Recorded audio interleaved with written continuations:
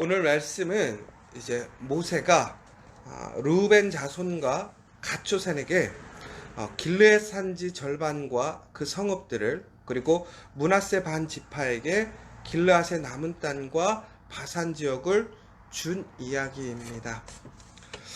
우리가 삶을 살아가다 보면 조금은 먼저 누리는 거를 좀 선호하는 것 같습니다. 그러니까 내가 후발주자로 나중에 받는 것보다는 먼저 받는 걸 되게 좋아하잖아요.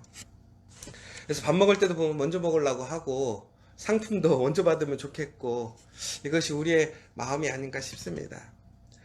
아직 이스라엘은 가나안에 들어가지 못했습니다. 그럼에도 불구하고 오늘 하나님께서는 이스라엘에게 가나안에 들어가기 앞서서 예행 연습을 시키십니다.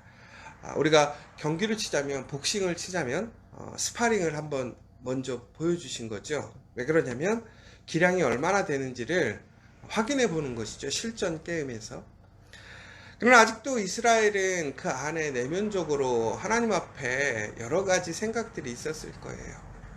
근데 오늘 하나님께서는, 오늘 모세가 이스라엘의 세 지파에게 먼저 나눠준 땅을 우선 전쟁을 치르게 하십니다.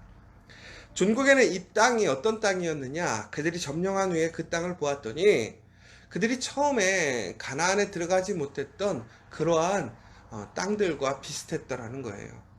다시 얘기하자면 그곳에는 아주 그들이 두려워했던 큰 성들도 있었고, 또한 사람들도 있었습니다. 그러나 이들이 38년 동안 하나님 말씀에 순종하고 훈련을 받은 이후에 이들은 첫 스파링을, 첫 경기를, 예행 연습인 거죠, 아주 잘 치른 것입니다. 그리고 그 땅을 소유하게 되었습니다. 이제 본 게임이 남은 것이죠. 이제 그들이 이루지 못했던 그 일을 위해 나아가려고 하는 것입니다. 근데 바로 그때에 오늘 모세가 이 세 지파에게 땅을 나눠주게 된 이유는 바로 그들이 먼저 그 땅을 요구했기 때문에 그들에게 준 것입니다. 그러면 우리가 생각해 볼 거예요. 이 세 지파는 조금은 이기적이구나. 자기들은 먼저 쉬고 싶어 하고, 지금 먼저 걷었으니까 자기들은 빠지려고 하는구나. 이런 생각을 가질 수도 있을 것 같습니다. 그런데 오늘 모세가 그 세 지파에게 그 땅을 먼저 준 이유가 있습니다. 아직 그들에게는 가나안 정복이라는 하나님의 명령이 이루어지지 않았습니다. 그럼에도 불구하고 모세가 그들에게 그 땅을 준 이유는 그들에게 쉼을 주기 위한 것이 아니라, 그들을 배제하기 위한 것이 아니라, 바로 그들이 앞장서 나아가서 책임을 지게 하려는 것이었습니다. 오늘 본문의 내용을 잘 보면 모세는 그냥 그들에게 그 땅을 준 것이 아니라 먼저 그들에게 누리는 영광을 줍니다. 근데 그들에게는 이유가 있었어요. 왜 그러냐면 그들의 가축이 심이 많은 거예요. 그들의 부녀자들을 데리고 전투를 치르려고 하니까 너무나 불편하고 어려운 거예요. 그래서 그들은 먼저 누리기를 소망합니다. 그러나 그들은 단순히 이기적으로 자기들만이 먼저 누리려고 하는 것이 아니라 그 먼저 누림엔 분명한 책임과 특권이 있음을 그들은 인식했다라는 거예요. 그러니까 먼저 누림으로 인해서 그의 가축과 그의 자녀들, 또한 그의 아내들이 우선은 안전하게 그 땅에서 뿌리를 내리는 것입니다. 그것이 그들에게 주어지는 특권인 것이죠. 그러나 그 특권에서 스스로 만족하고 이기적으로 자기들만의 유익을 취하는 것이 아니라, 바로 이 세 지파는 가나안 전투에서 앞서 나아가는, 앞장서는 그 군대의 역할을 하겠노라고 이야기를 하고 있습니다. 여러분, 우리는 먼저 누리는 것 참 좋아해요. 그리고 성경적으로 봤을 때 먼저 누리는 것, 우리가 원하는 것이 좋을까? 아니면 우리가 항상 나중에 양보하는 것이 좋은가 생각해 볼 필요가 있겠죠. 그러나 오늘 말씀을 통해서 우리가 확실히 깨달을 수 있는 것은, 우리가 먼저 누린다고 해서 그것이 죄는 아니라는 거예요. 문제가 되지는 않는다라는 거예요. 그러나 먼저 누림에 있어서 우리의 자세와 우리의 책임이 무엇인가를 우리는 잊지 않아야 된다는 것이지요. 오늘 이 세 지파는 먼저 누림에 있어서 그들은 다시 한번 이야기합니다.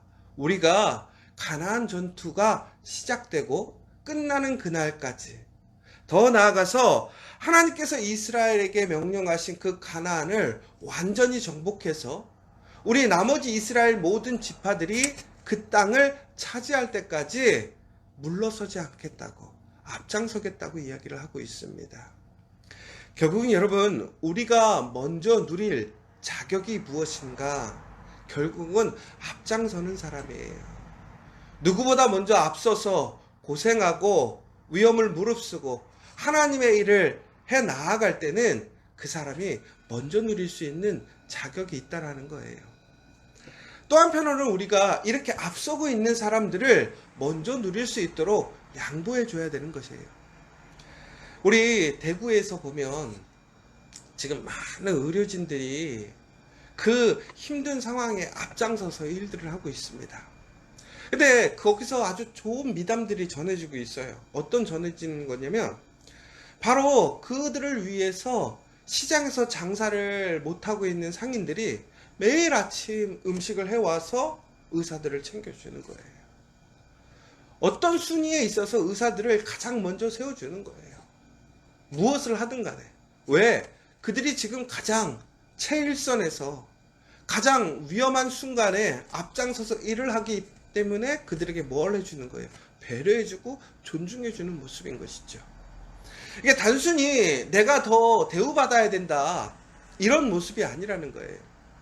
결국은 우리가 공동체 안에서 우리가 누군가보다 먼저 누린다라는 것, 우리가 양보함을 얻는다라는 이야기는 결국은 내가 그만큼 앞장서서 헌신하고 있는가를 우리가 따져봐야 될 것인 것이죠.